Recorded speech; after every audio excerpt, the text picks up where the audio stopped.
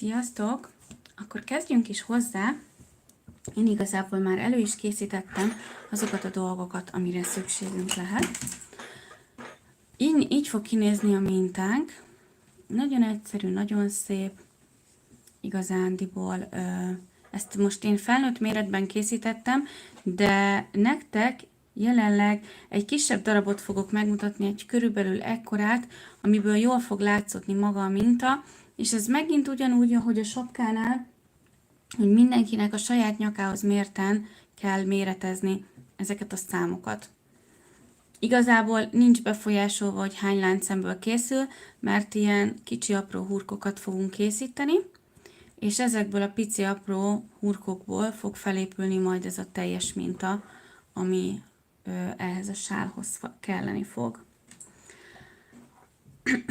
Szóval, mint mondtam, egy 6 mm-es horgolótűt fogok használni, és ehhez egy olyan, igazából ez egy kötőfonál, egy olyan kötőfonalat, ami 2-2 és feles, és ezt én dupla szállal fogom venni, és pontosan ezért fogok 6 mm-es horgolótűt használni hozzá. Első körben 4 darab láncszemet fogunk készíteni. Ez egy nagyon érdekes kezdési mód, teljesen új, mint a megszokott. Ezeket a hurkokat fogjuk egymás mellé kialakítani. Kezdjünk is hozzá. Összefogom a két fonalat. Megpróbálom most úgy magyarázni nektek, mint hogyha teljesen a legeslegelejéről kezdenénk, mintha még soha senki nem fogott volna horgolótűt a kezében. Azoknak, akik már horgoltak korábban, lehet picit unalmas lesz, bocsánat, csak azért szeretném így csinálni, hogy azoknak, akik teljesen kezdők, azoknak is legyen róla fogalmuk, hogy hogyan is készül, és mi ennek az egésznek a menete. Szóval első körben elkészítünk egy hurkot. A hurkot mindig úgy szoktam készíteni, hogy teszek egy ilyet a kezemre, lényegében így körbefonom és összecsípem a kettőt, majd egyszerűen csak beleteszem a tűt, áthúzom és rászorítom. Ez az én hurokkészítésem, de ugye ez már megy sokszor a levegőben is, hogy csak teszek egy hurkot, és attól függ igazából a rutin, de az alapkezdés az általában vagy egy ujjra teszünk egy hurkot, és úgy csináljuk. Én azért szoktam 2 ujjamra tenni, hogy nagyobb legyen a hurok, így ezáltal sokkal könnyebb megcsinálni ezt a hurkot. Szóval teszek egy hurkot az ujjamra, és ugyanígy a tűre. Mint ugye sokan tudjátok, a horgolásnál mindig egy hurok van a tűn, míg a kötésnél számtalan darabszámú lehet, de itt mindig csak általában, normál esetben eggyel horgolunk, viszont vannak olyan esetek, amikor, mint például a tunéziai horgolásnál, úgy szintén rengeteg sok szemet szedünk fel, ez most itt jelenleg egyetlen egy darab hurokkal fog elindulni. Ezután elkészítjük a láncszemeket. A láncszem készítés az úgy működik, hogy először is attól függ ki, melyik kézzel dolgozik. Én jobbkezes vagyok, ezért a bal kezemre tekerem fel a fonalat, és az ujjammal nagyjából kifeszítem, de nem 100%-osan feszesre, csak annyira, hogy azért kellemesen feszes legyen ez a vonal, hogy rá tudjam a huroknak a végét fordítani. Beteszem alulra a hurkomat, és megfordítom magam felé, így bekampózza nekem a fonalat, rásegítve azzal, hogy a fonalat nagyon könnyen, egyszerűen át tudom húzni ezen a kis hurkon. Ezzel elkészült az első darab láncszemünk, és ugyanígy megyünk tovább, készíteni fogunk belőle még 3 darabot. A hurok úgy szintén, vagyis hát a fonál nem feszesen, mint láthatjátok, azért könnyedén lehet mozgatni, de mégis megfeszítve rajta van az ujjam és a hurok közti részen. Ezután megint készítek egy újabbat, alulról rátámasztom, vagyis hát ráhurkolom lényegében, pontosan ezért huroknak hívják, és utána, amikor áthúzom, akkor elkészül a láncszem, és ez a harmadik, és most jön egy negyedik. Ezzel elkészült a kezdési pozíciónk, így fogunk kezdeni, ez lesz az a pont, ahonnan elindítjuk az egészet, és mindig ezt a folyamatot fogjuk ismételgetni. Most én egy 2 ráhajtásos pálcát fogok készíteni, azoknak, akik nem tudják, mi az az 1 ráhajtásos, 2 ráhajtásos, és sorolhatnám végig ráhajtásos pálca. Első körben megmutatok egy 1 ráhajtásos pálcát, hogy ne legyen ebből semmi gond. Szóval az 1 ráhajtásos pálca azért 1 ráhajtásos, mert egyszer ráhajtom a fonalat a tűre. Majd ugyanúgy a lukba rakom vagy a horgolótűnek a fejét, viszont most mivel nekem 2 ráhajtásos kell, ezért én 2-szer fogok ráhajtani. Megkeresem a legutolsó láncszememet, ami itt van, ez lesz az. Belecsúsztatom a horgolótűt a lukba. Jaj. És az 1 ráhajtásos, 2 ráhajtásos és az összes pálcának az a lényege, hogy amikor ráhajtottam a tűt a hurokra, majd belecsúsztattam a láncszembe, ezután még egyszer rá kell hajtanom a tűt a fonára, és át kell húzogatnom a szemeken, először az első 2-n, így, 1 és 2, majd jön a második 2, és lényegében, amikor 1 ráhajtásos pálca készül, akkor itt ugye véget érne a folyamat. Jaj. Csának. Ennyit jelent ez amikor 2-szer húzom át, 2x2 szemet húzok át, ez lenne az 1 ráhajtásos pálca. De mivel mi 2-szer hajtottuk rá a tűre, ezért készítünk még egyet, és ez lesz így a 2 ráhajtásos pálcánk. Elkészült a hurok, amit az előbb mutattam, és most megint, mint mondtam, ezt a folyamatot fogjuk folyamatosan ismételni, ezért készíteni fogok 4 darab láncszemet. A láncszemeket ugyanúgy készítem, ahogy az előbb. 1, 2, 3 és 4. És megint jön egy darab 2 ráhajtásos pálca. Egyszer és 2-szer hajtom rá a tűre. És most megkeresem azt a pontot itt, ezt a láncszemet, és az utolsó láncszemnek a köztes részét, ezeket fogom itt összekapcsolni. Így. És áthúzom egyetlen egyszer. Ez lesz a végpontja, ahonnan el fogom indítani a 2 ráhajtásos pálcának a befejezését. Első 2 láncszem, jön a második 2 láncszem, és a harmadik 2 láncszem. És ezzel elkészült ugyanez a minta. Ebből a mintából tetszésszerűen a nyakad méretéhez mérten úgy kell csinálni, hogy ugye mivel a nyakunk beljebb van a fejünktől, ezért, hogyha az öklödet összeszorítva, de nem túl feszesen, úgy oda teszed mellé, hogy még ugye ez a szélesség körülbelül, ami körbe öleli a nyakadat, az a szélesség, ennyi még kell pluszba ahhoz, hogy könnyedén rá tud csúsztatni a fejedre ezt a sálat.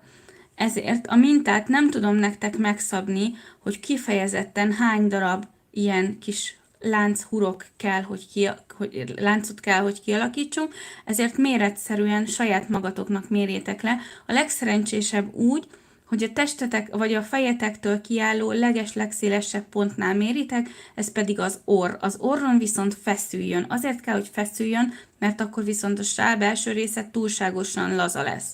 Szóval, ha az orrodon feszesen át tudod húzni, akkor biztos lehetsz benne, hogy jó lesz a sál mérete, de meg fogom mondani, hogy az enyének hány darab láncszeme van, és ez nekem, mint láthattátok az előző videóban, tökéletesen jól stimmel a nyakamhoz, és teljesen jól hozzáér, és felveszi a nyakméretemet.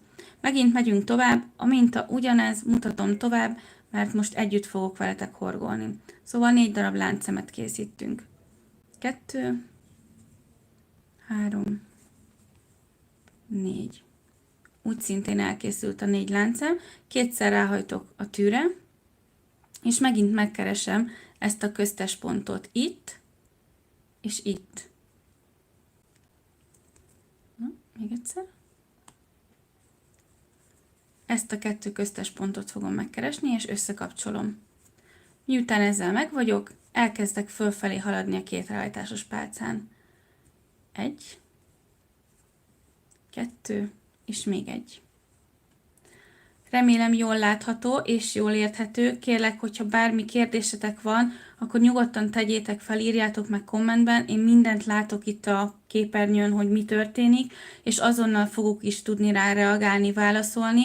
Így könnyű lesz a kommunikáció, hogyha bárkinek elakadása van, de hogyha minden oké, akkor is azt is nyugodtan írjátok meg, és nagyon megköszönöm a visszajelzéseket. Szóval elkészült 3 darab hurok, és most megyünk tovább. Jön megint 4 darab láncszem. 1, 2, 3, 4. Ezt még elkészítem ilyen lassan, és utána egy picit begyorsítok, hogy ne legyen túl unalmas, mert gondolom azért a harmadik elkészült darab után már mindenkinek benne van rutinosan a fejében, hogy mi is következik most. Megint ugyanaz a folyamat, teljesen ugyanaz jön, mint eddig. Semmi nem változik ezen a részen. Az eredeti minta szerint vékonyabb fonából, mondjuk amikor egy 4 mm-es fonából készül, 23 darab ilyen láncszemet kell készíteni. Nekem mindjárt megmondom hány darabos. 1, 2, 3, 4, 5, 6, 7, 8, 9, 11, 12, 13, 14, 15, 16, 17, 18. Nekem 19 mintám van, viszont nekem mondom 6 mm-es a horgolótűn, szóval vastagabb. Megint megyünk föl. Most én készíteni fogok ebből mondjuk egy 5 darab, nem tudom, egy 8 darabot, még akkor egy 4-et elkészítek, és utána jöhet a minta fölfelé. 1, 2, 3, 4 darab láncszám, kétszer ráhajtok a tűre, és jöhet az első 2, és hát az utolsó 2 hurok összekapcsolása. És a 2 ráhajtásos befejezése. És később, majd amikor végzünk ezzel a mintával, utána ide alulra fogjuk kialakítani ezt a krokodil mintát, amit az előbb mondtam. 1, 2.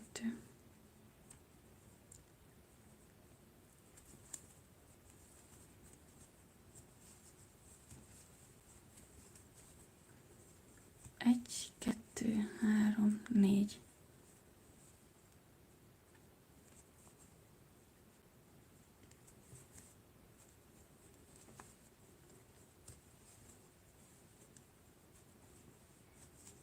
Oké, megint 1, 2, 3, 4. Kétszer ráhajtok.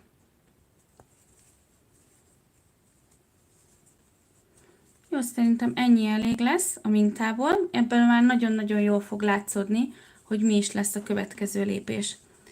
Na, ennek így kell kinéznie az első körünknek, ugye ez még a kezdeti pontunk, és most ezekbe a lukakba fogunk dolgozni. Itt megyünk végig. Első lépésként még nem kapcsoljuk össze az elejét a hátuljával, de hogyha úgy érzitek, hogy nektek az úgy sokkal kényelmesebb dolgozni, akkor az elejét és a hátulját össze lehet kapcsolni. Most én nem kapcsolom össze, a következő körnél kapcsolom össze. Belemegyek középre a lukba, és egy kúszó szemmel úgymond felemelem, hogy ne itt lent alul legyen, hanem ide fölülre kerüljön ez a szál. Ez a szál most nekem jól lifeg, úgyhogy én ezt meghúzom egy kicsit felfelé. És miután meghúztam, ráhurkolok a tűmre, belemegyek a lukba, ráhurkolok még egyszer a tűre, fölhúzom, és ennél a 3-nál most látjátok, na most 3 darab hurok van a tűn. Az első 2-t összekapcsolom, és az utolsó 2 pedig megmarad. Most ezt megismétlem még egyszer, ráhurkolok a tűre, belemegyek a lukba, áthúzom, és megint az első 2-t összekapcsolom. Most 3 darab hurok van a tűn, és ezt a 3-at összehúzom teljesen. Jó, most megint ráhurkolok a tűre, nem teszek láncszemet, nem teszek semmit, egyszerűen ráhurkolok a tűre. Átemelem a horgolótűn, és maradjon magasan, szóval fontos, hogy ezek magasan maradjanak fönt. Úgy lesz szép a minta. Az első 2-t áthúzom. Úgy szintén ráhurkolok a tűre, bemegyek a lukba, áthúzom, mintha készítenék egy egyreállításos pálcát, de mégse. Ez is mehet fel magasan. Áthúzom az első kettőt megint. És most van nekem 3 darab láncszemem. Ezt a 3-at összekapcsolom. És a kettő közt, mivel itt óriási nagy óriási nagy a luktávolság, ezért a kettő közé én ide teszek egy darab láncszemet. Hogy legyen egy ilyen elválasztó rész. Egy kicsit könnyebb átmenni a túloldalra, nem fog eldőlni oldalra. És kezdem megint azzal, hogy ráhurkolok a tűre. Bemegyek a lukba, áthúzom, és magasan fölhúzom, mert ugye ez is itt magasan van ezen az részen. És áthúzom az első kettőn. Megint. Megint ráhurkolok a tűre, megint be a lukba, és föl magasan. És áthúzom az első kettőn. Majd az utolsó 3-on. Egyszerre. Olyan, mint egy összehurkolt pálca, de mégse teljesen, mert az összehurkolt pálcát azt így kell csinálni. Most egy másik helyen megmutatom. Az összehurkolt pálcát azt úgy csináljuk, hogy fölhúzom ide, belemegyek még egyet, fölhúzom ide, és összekapcsolom. És ebből lesz egy ilyen buborékszerűség. Így. Ez pedig inkább olyan, mint egy kétszer félből összehurkolt pálca. Szóval egy kicsit olyan csúcsos, de mégsem olyan kereken csúcsos. Folytassuk tovább. Belemegyek a lukba, fölhúzom, első kettőt összekapcsolom. Megint belemegyek a lukba, fölhúzom, összekapcsolom. Érthető nagyjából a minta? Vagy nagyon-nagyon bonyolult? Remélem, hogy érthető a minta.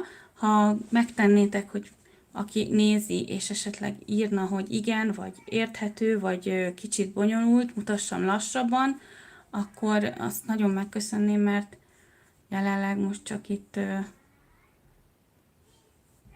magamnak beszélgetek, de jó, köszönöm szépen, rendben. Oké, akkor jöhet a következő. Ugye itt megint befejeztem, megint jön egy darab láncszem. Megyünk a következőbe. Ráhurkolok a tűre, mehet a lukba, áthúzom, és föl magasan, hogy egy szintbe legyenek itt 3-an. Az első kettőt összekapcsolom. Megint ráhurkolok a tűre, be a lukba, és megint az első kettőt összekapcsolom magasan. És utána a 3-at összekapcsolom. Megyünk tovább, ugyanez, bele a lukba, fölhúzom, összekapcsolom. Rá a tűre, bele a lukba, fölhúzom, összekapcsolom. Ups. És összekapcsolom a 3-at. És a végén nem felejtem el az egy darab láncszemet. És jelenleg így nézünk ki. Ilyen a mintánk, ami folyamatosan ismétlődni fog. Ezért mondtam, hogy kezdőknek is nagyon-nagyon egyszerű ez a minta, mert tényleg folyamatosan egyszerűen, mint egy gyakorlási feladat, megállás nélkül ugyanazt a mintát fogjuk ismételni, sok soron keresztül. Szóval aki nem tudná, és elkezdi, egyszerűen nem lehet elrontani, mert annyit fogod gyakorolni, hogy biztos vagyok benne, hogy a végén már csukott szemmel is menni fog. Na szóval, mehetünk tovább, most én egy picit begyorsítok, hogy a végére érjek, megmutatom az összekapcsolást, és utána pedig mehetünk a következő sorba, ami igazából lényegében ugyanez, de megmutatom, hogy hogy készül. Szóval egy picit most felgyorsítok, bocsánat mindenkitől, akit ez zavar esetleg. Csak ahhoz, hogy ne legyen unalmas. De azt gondolom, tudjátok, a YouTube-nak van egy nagyon szuper jó funkciója, aki majd visszanézi, hogy ha a videó túl unalmas, mert lassú, fel lehet gyorsítani, és hogyha a videó túl gyors, akkor pedig vissza lehet venni a sebességen, és le lehet lassítani. Na, itt ez most nem csúszott át.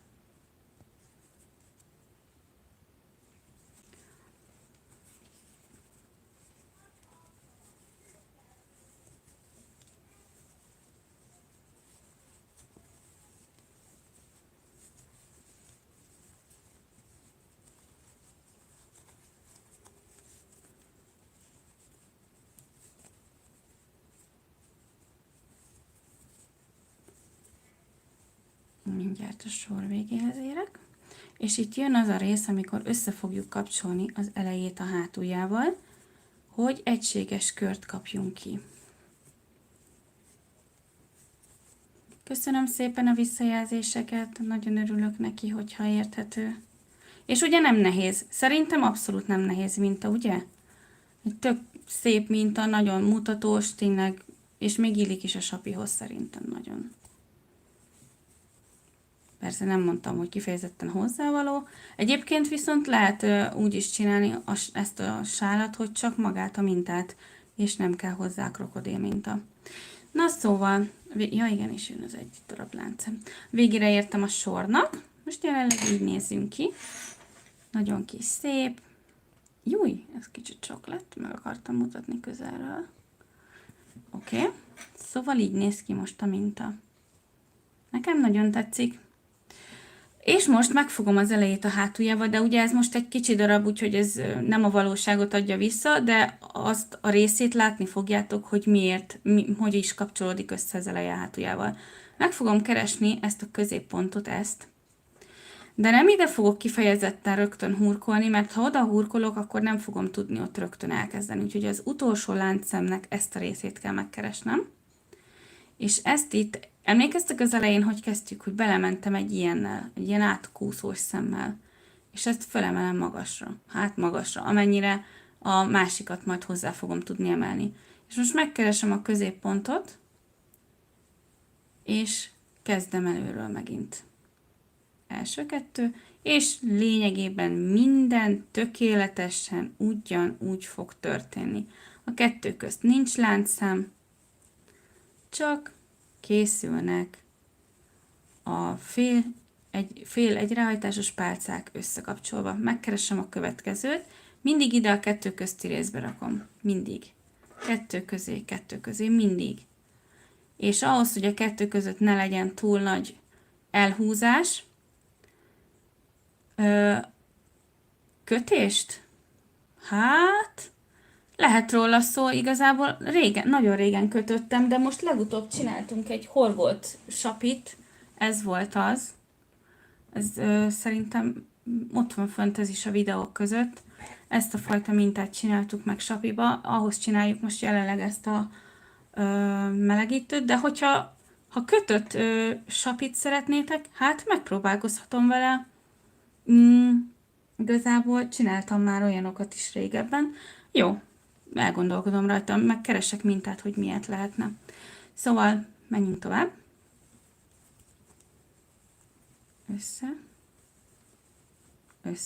Összekapcsol. Jön a következő. Egy láncem. És jön a következő minta a mellette lévő lukban.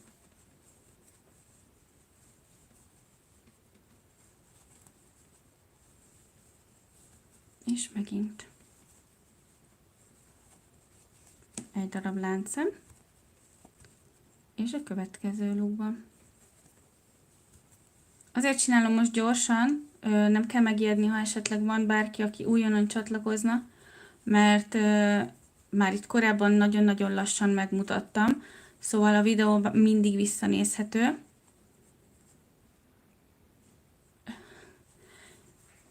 Hát szerintem annyira olyan, vagy ez a horgolás is annyira olyan lassú, meg annyira egyszerű minta, hogy szerintem az is simán menne. De lehet róla szó, én szeretek kötni nagyon, most épp jelenleg egy pulcsit készítek a nagyobbik lányomnak, ami kicsit ilyen saktáblás jellegű lesz, és szívesen kötök egy sapkát, igen, nem probléma. Na. Korábban volt olyan videó, volt jótékonysági kötés is, amit csináltam, ami ott készült, azokat elajándékoztam egy szeretet otthonnak. De jó, örülök neki. Jaj, de jó. És tetszett neki? Biztos nagyon jól állt neki. Én is feladtam a lányokra a sapkát, és nagyon tetszettek neki. Mondtam nekik, hogy jó, oké, de minden egyes sapkámat lenyúlnak, mert tényleg akármit eddig kötöttem magamnak, vagy horgoltam, mindig rajtuk kötött ki. És így mondtam, hogy most már anyának is kell valami. de majd azért kapnak ők is egy szépet. Majd nézek valami másik mintát, és akkor legalább készítek róla is videót. Na szóval, ide értem a második sorhoz, és ami miatt nem fogom tovább folytatni, megmutatom megint, ugyanúgy kötjük össze, ide jövök a széléhez. Ugye, mivel hogy van egy darab láncszemem, nem mehetek ide be, mert akkor ezt így behúzza oldalra. Ezért itt ezt a részt kell nekem összekapcsolnom. Itt összekapcsolom, és oda kúszok. Felemelem, és mehet tovább a dolog. Na, és azért nem megyek tovább, mert ez a minta fog ismétlődni 12 darab soron keresztül. És utána ezt a mintát így fogjuk bekötni, hogy a két oldalt egymásba kell fordítanunk, és ennek a mintának, ezt a mintával fogjuk majd összekapcsolni. És a felső rész az így fog kinézni. Nekem nagyon tetszik, nagyon szép, tényleg olyan elegáns, olyan szép, és jól mutatnak együtt, én már megnéztem. Megpróbálom hátravinni, nem megy. Na szóval így mutat majd együtt a kettő. Szerintem nagyon-nagyon jó lesz. De jó, örülök neki, hogy szeretik. Jól van akkor. És várjuk sok szeretettel a csoportba a Sapit, hogyha szívesen megosztaná velünk, akkor nagyon örülnénk neki, biztos nagy inspiráció lenne másoknak is. Szóval most én ezt a mintát le is zárnám. A lényege az, hogy amikor lekötitek a 12 sort, ugye ez már alapjáraton össze van kötve, ezért a végén nem kell nekünk már összekötni, hanem egyszerűen csak ennyi. Meghorgolod a 12-et, elkötöd a végét, és utána egyszerűen el kell dolgozni a fonalat.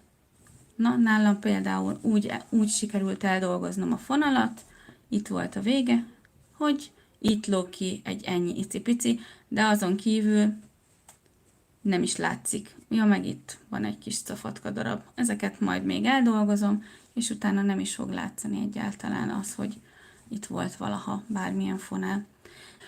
Ez volt a sár felső része, és most pedig jöjjön hozzá az alsó díszítése, ez a krokodil vagy pikkely minta, ki hogy nevezi. És azért készítettem ezt el előre, mert ez megint csak egy olyan minta, ami nagyon haladós, viszont ugyanaz a folyamat ismétlődik folyamatosan sorról sorra. Így emiatt úgy gondoltam, hogy ezt elkészítem előre, és majd az összekapcsolást fogjuk együtt elkészíteni. Ezt ide félre is rakom, hogy lássátok, hogy miről lesz szó. Szia, Dóri! Ami kelleni fog hozzá, ugyanaz a fonál, ami tegnap.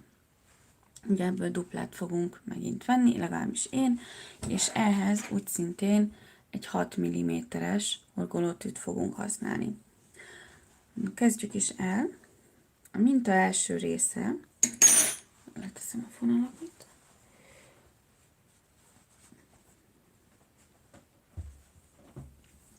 láncszemeket fogunk készíteni úgy szintén, úgy fogjuk kezdeni a mintánkat. Még hozzá 8 darab láncszemet fogunk készíteni.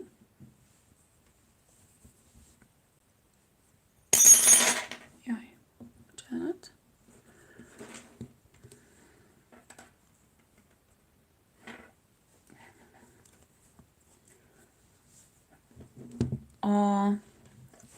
A hurokkészítés ugyanúgy történik, mint tegnap, de aki esetleg tegnap nem volt itt, és mondjuk még kezdő lenne, megmutatom még egyszer, hogy készül a hurok. A két ujjunkat összefogjuk, majd ráhurkolunk az ujjunkra, ugye így keresztbe fogjuk, és ezzel utána áthúzzuk, és ezzel elkészült a hurok.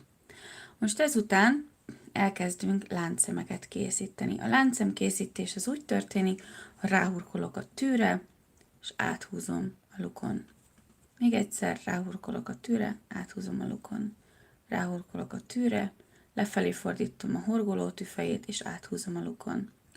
3, 4, 5, 6, 7 és 8. Próbálok lassan horgolni, hogy jól látható legyen, hogy mit is csinálok.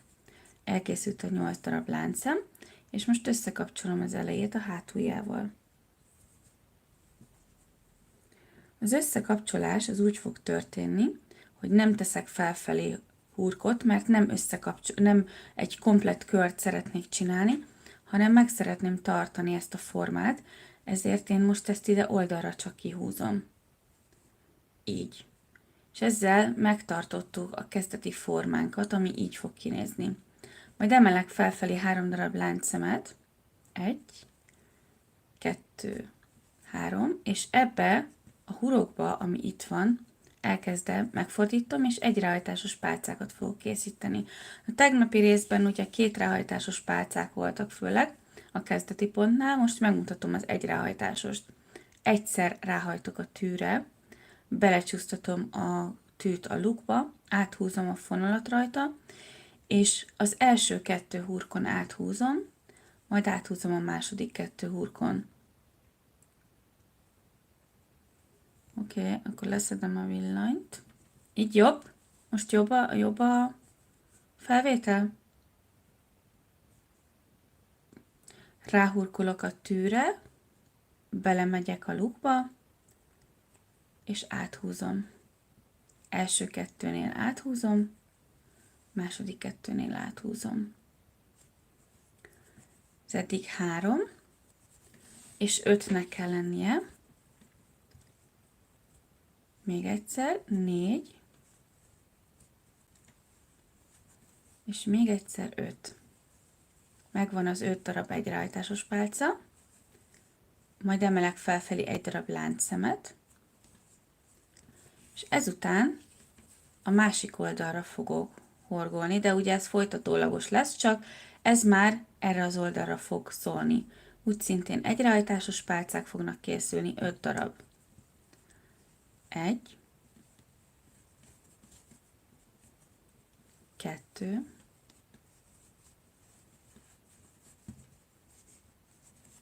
'menjünk tovább, 3,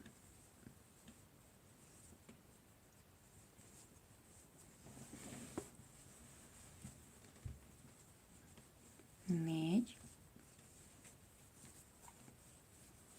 és 5. Jó. Ezzel elkészült az alapminta, ami így fog kinézni, és ezeket fogjuk egymásra. Most ezt a részt csináltuk meg, és most jöhetnek ezek a részek. A sarokpontban itt elkezdek felfelé emelni 4 darab láncszemet. 1, 2, 3, 4, majd készítek ugyanide egy darab egy ráhajtásos pálcát. Ide ebbe a pontba, ebbe a sarkába. Na, meg kell találni azt a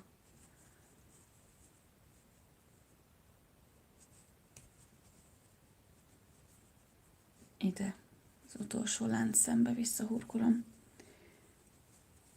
És ezzel kialakul egy ilyen fülecskeszerűség, mindjárt mutatom, egy ilyen fülszerűség, és majd a következő mintánk erre a részre fog jönni. Azért kell, hogy ilyen picike legyen, mert hogy ennek le kell ide lógnia. És ezért ez egy ilyen kis picike rész. Ezután emelek egy darab láncszemet felfelé, mert most én ezt ide be fogom hurkolni, ide. Csinálunk egy olyat, hogy egy ráhajtásos, bejövök középre. 1, 2, egy darab láncszem, és megint egy ráhajtásos középre. 1, 2. Megint egy láncszem. Ezután jövök ide ki, de nem ebbe a szembe, mert az már túl kint van, hanem a harmadik láncszembe. Ismét készítek egy darab egy ráhajtásos pálcát.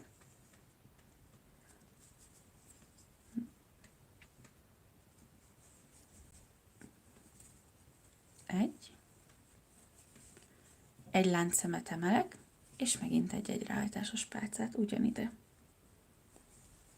Így itt is kialakul egy ilyen kis fülecske, mint a túloldalon. Jó?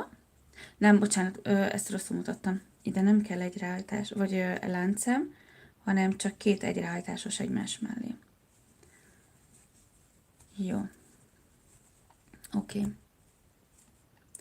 És most megyünk tovább. 3 darab láncszemet emelek felfelé.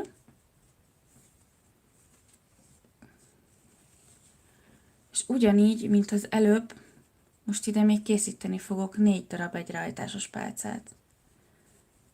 1, 2,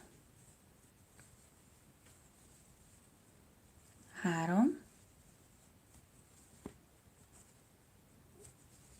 és még egy utolsó 4.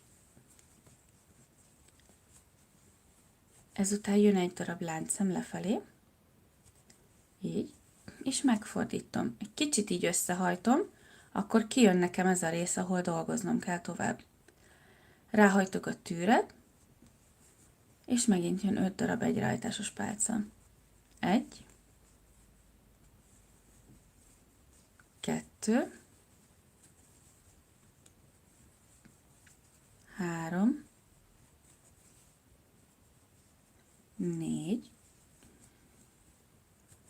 és 5.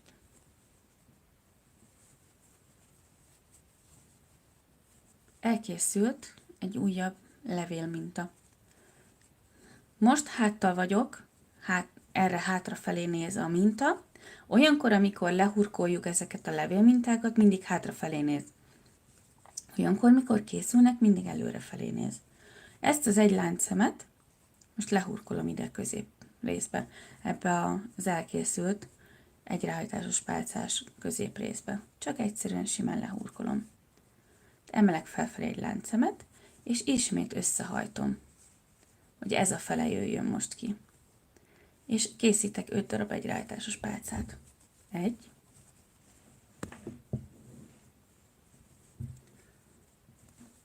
2, 3,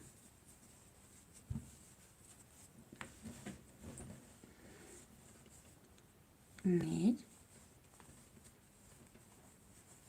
és 5. Így jön egy darab láncszem felfelé. És most megfordítom. Most erre felé hajtom ki, hogy ez a fele jöjjön ki. És megint jön 5 darab láncszem. 1, 2, 3, 4, és 5. Így.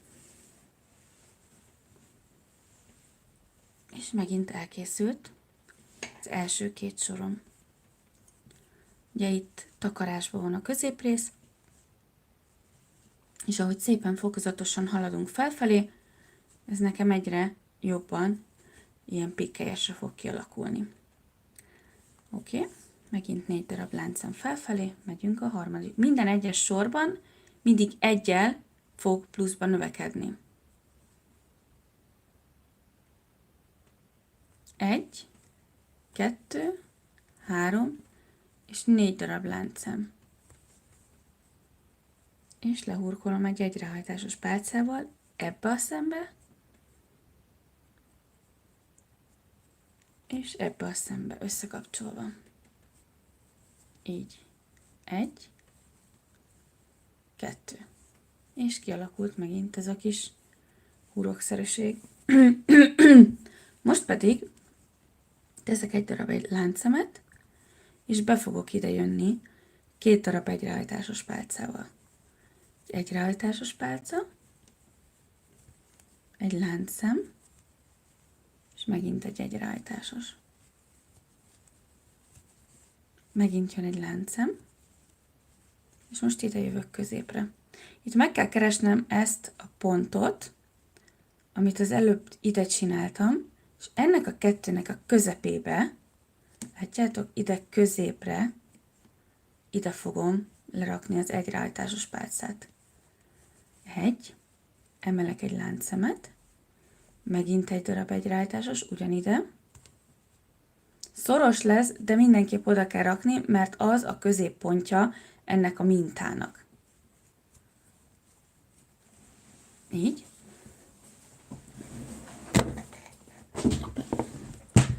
Bocsánat. No. Szóval megint egy egyrehajtásos, és most megint ide jövünk középre.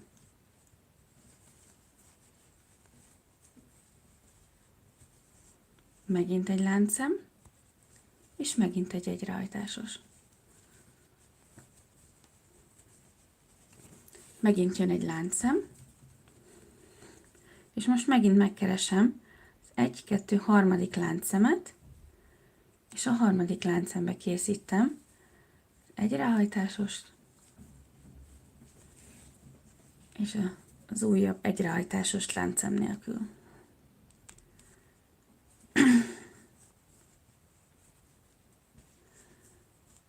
Így. Jön 3 darab láncszem. 1, 2, 3, majd 4 darab egyrehajtásos. 1,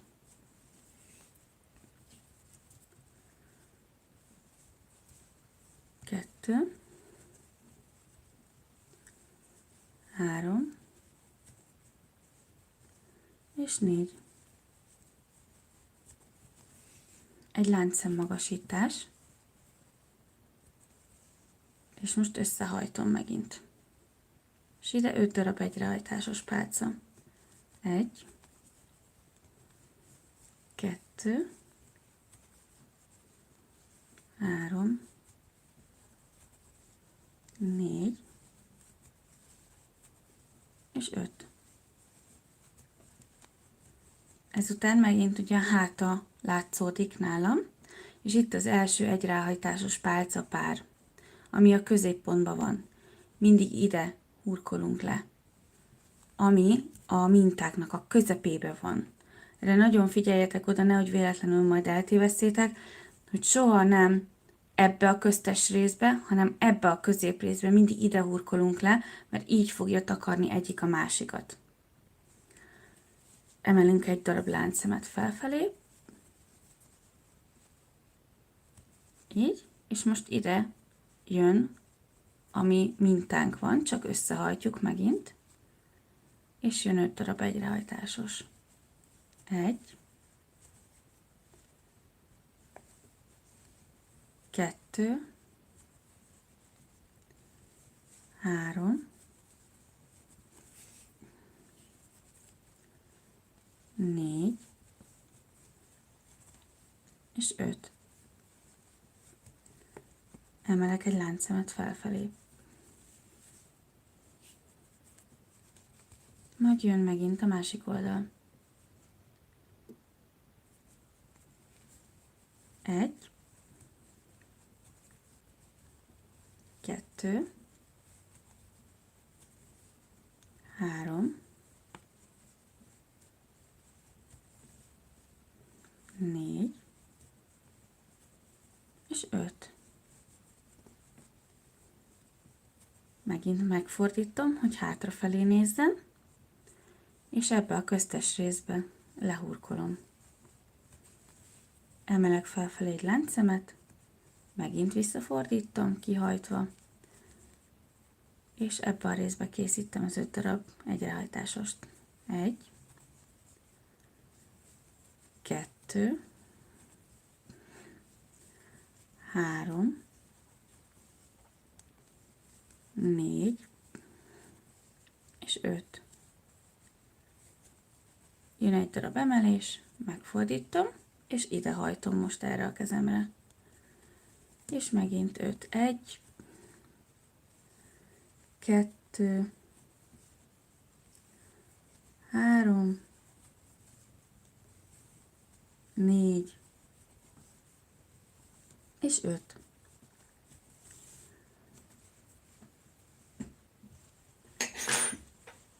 Így. És látjátok, gyönyörű szépen egymásra simulnak a minták. Most én ezt nem készítem tovább, mert igazából a folyamat ugyanaz, inkább csak beszéljük meg, hogy hogyan is készült. A hátulján jól lehet látni, hogy mindig minden egyes új sornál, ugye itt a kezdeti pontnál 4 darab láncszemmel készül, és ide jön a sarok részbe ebbe hurkoljuk le ide. Utána jön egy egyrehajtásos pálca ugyanide. Majd emelek egy láncszemet, hogy ne legyen túlságosan egymás mellett, és ide készítek 2 darab egyrehajtásos pálcát, úgyhogy közte van egy láncszem. Ezután megkeresem itt a középpontot, ez egyetlen egy darab láncszem van itt, ennek a közepét megkeresem, és ide belehurkolok megint egy egyrehajtásost, egy láncszemet és egy egyrehajtásost. Aztán emelek egy láncszemet megint, és ide megint 2 darab egyrehajtásos, egy láncszemmel közte. Megint jön, 2 darab egyrehajtásos, egy láncszem. Ide megint 2 darab egyrehajtásos, egy láncszem. És a végpontba megint 2 darab egyrehajtásos, de nincsen láncszem. Ezután jönnek az 5 egyrehajtásos pálcák. Egy láncszemmel közötte. 5 darab egyrehajtásos. Most tartunk ugye ennél a sornál. Lehurkolom középre. Vagy csak nem is ott tartunk. Mindjárt nézem. 1, 2. De itt tartunk. Szóval ide elkészül a minta. Lehurkolom középre. Következőben megint elkészül a minta. Lehurkolom középre. Megint készül egy minta. Lehurkolom középre. Megint készül egy minta. És utána megint jön ugyanaz a sor, csak egyel több. Itt mindig a hátulja ugyanúgy növekszik, ahogy az eleje, csak a hátulja 2-vel. Vagyis, várjunk csak mindjárt. 3, igen, 2-esével. Szóval még itt 1 van, azból a V alakból, itt már 3 van. Akkor jó, hogyha a hátulján a V alak 2-esével növekszik, az elején a minta pedig 1-esével növekszik. És ezt érdemes addig csinálni, ugye mindenkinek különböző méretszámú volt a sár része. Érdemes úgy csinálni, hogy én nekem ez most 1, 2, 3, 4, 5, 6, 7, 8 darab sor, de akár lehetne 10, 11, 12 és még a stb. Nagyon sok. Szóval érdemes úgy csinálni, hogyha nem szeretnétek, hogy teljesen ide hátra menjen a minta, és így legyen a nyakatokon, mert az ugye hátul teljesen fölösleges. Bőven elég, hogyha csak a várrészig megy, ezért megnézzük, hogy jön ki ez a nyakrész, és körülbelül egy-egy mintányi ráhajtás, ami még ide oldalra megy. Az pont elegendő ahhoz, hogy a válnál fejeződjön be. Na és hogyha ezzel utána meg vagyunk, akkor fogjuk ezt, és összehorgoljuk. Mindjárt meg kell számolni, hol van a középpont, és ezt úgy tudjuk megszámolni, hogy megszámoljuk, hány sor van. 2, 3, 4, 5, 6, 8, 9, 10, 11, 12, 13, 14, 15, 16, 19, 19 sor van. Na, pont páratlanul jött ki, nem is baj, mert akkor legalább a közép részünk egy darab szem lesz, így a két oldalon teljesen egységes tudunk kialkotni. 19-nek a fele, mondjuk 18-nak a fele 9, akkor 9 per oldal. 1, 2, 3, 5, 6, 7, 8, 9. A 10. pont lesz ez a középpontom. Ez a 10-es lesz a középpont. Így, akkor ezt a kettőt, ezt a lukas részt, ezt a varrott részt, és a 10. szemet, ezt így egymással szembe teszem. Ez lesz a középpontom, innen indulok ki. És most meg kell néznem, hogyha ezt a mintát oda rakom hozzá, mennyire illik a nagysága össze. Ezt úgy tudom megnézni, hogy így ráhelyezem, és nagyjából megnézem, hogy ennek elég jól látszik, melyik a középpontja, ezt azért nem lehet eltéveszteni. Ezt ide rakom a 10-eshez, és azt gondolom, hogy igen, ez így egész jól fekszik rá. És én most ezt le fogom tűzni gombos tűvel. Keresek gombos tűt. Megkérjük Irma néninket, hogy a hajából adjon egy pár darab gombos tűt, amik ilyen szép nagyok.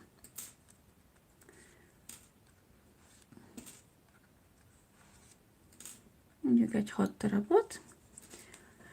És ahhoz, hogy a mintánkat úgy tudjuk rávarni, hogy ez így jöjjön ki, ahhoz így kell összevarnunk.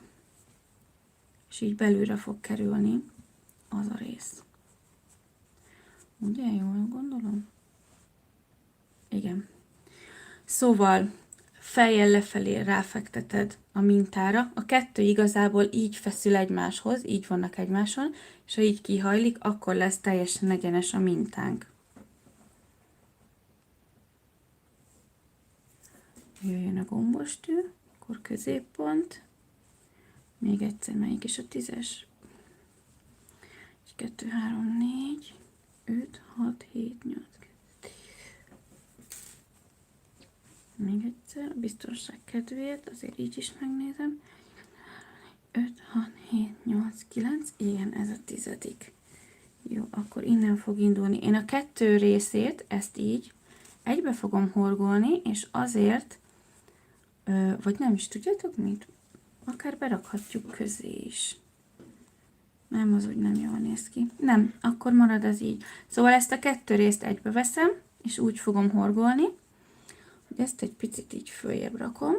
Megkeressük a közepét, ez a közepe, és így összefogjuk a 2-t, 3-at, és ezzel a nagy tűvel összetűzöm. Így rögtön látni is fogom, majd miután összetűztem, hogy hogy is fog kinézni valójában. De jöhet még egy tű. Oké. Jó vékonyan a felső részéhez kell. És fordulok rajta még egyet. Fontos, hogy ne a mintát tűzzük le, hanem ezt a peremrészt itt hátul. Szóval így jól kifordítva illesztem össze a 2-t. Oké, az egyik oldal megvan. És jött a másik oldal, ugyanez a minta, vagy ugyanez a eljárás. Jól behajtogatom, hogy csak a szélét tudjam ide fogni. Oké. És még egy picikét itt is. Ez az. Jó. Ezt is ide tűzzük. Oké. Na, és akkor elméletileg, hogyha össze lesz varva, akkor ez így fog kinézni. Szerintem nagyon-nagyon mutatós. Nagyon szép. Ez így együtt, ez a sál és ez a nyakrész. És ráadásul, hogyha valaki szeret szövetkabátot hordani, vagy csak egyszerű, olyan vékonyabb kabátot, aminek ugye nyitottabb a nyaka, akkor nagyon-nagyon jól mutat rajta ez a rész, hogy ez így ilyen. És akkor most rakjuk össze ezt a részt, horgoljuk össze, hogy hogyan kellene ezt a 2-t így összerakni. Már is veszek fonalat, egy pillanatot kérek szépen. Oké. A fonalunkra teszünk egy hurkot úgy szintén, és megkeressem a kezdeti pontot, ami nekem a kezemnek a legjobban esik. Kihúzom a tűt, itt már nem fog kelleni. Megpróbálom úgy csinálni, hogy innen, ahonnan itt ez az összeköttető rész van, itt azt a 2 felet összeveszem. Ezt és idehozom ennek a mintának a szélét.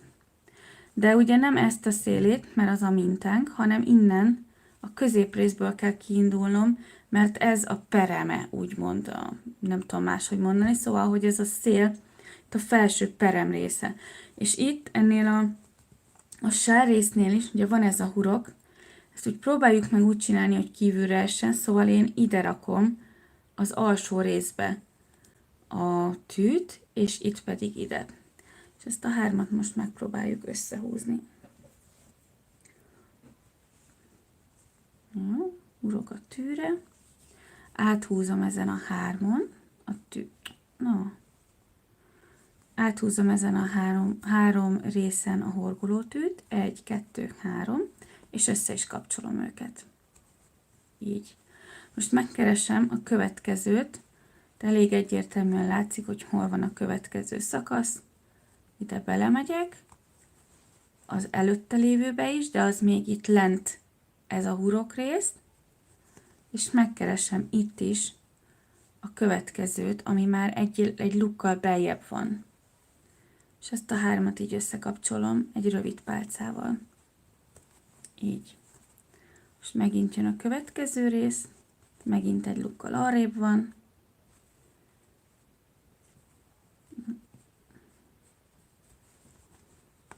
Itt ezen belül megint ez a hurokrész. És a mintánk, igen, a mintának ez a része még mindig, a belső perem része.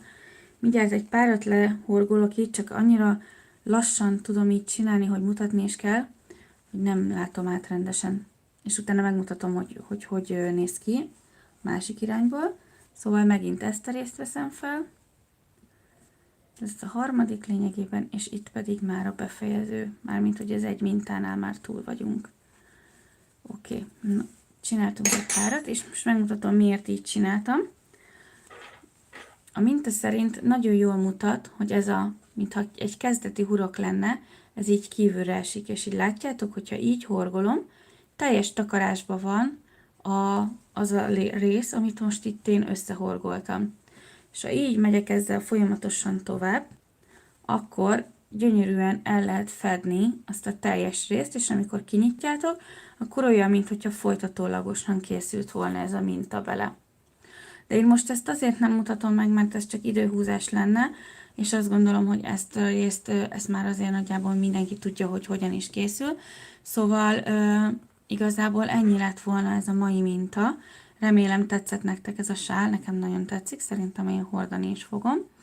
És hogyha úgy érzed, hogy tetszett, akkor nyomj egy lájkot, oszd meg, iratkozz fel a csatornára, és hát gyere a következő videóhoz is, hamarosan készülünk egy kesztyűvel, és ami még jönni fog, az pedig egy horgolt gnóm, tudjátok biztosan ez a nagyon divat karácsonykor, ez a hosszú szakállú manóka, és őt fogjuk elkészíteni, de mielőtt elkészítünk, hozok nektek egy különleges videót, amin megmutatom, hogy hogyan készítem én a szakállát. Nem vásárolok hozzá semmit, azt is fonából fogom készíteni, és megmutatom nektek, hogy hogyan készült. Tényleg iszonyat egyszerű, és meglátjátok, hogy tényleg nevetségesen egyszerű, és nagyon-nagyon szépen lehet belőle megcsinálni. További szép napot nektek, sziasztok!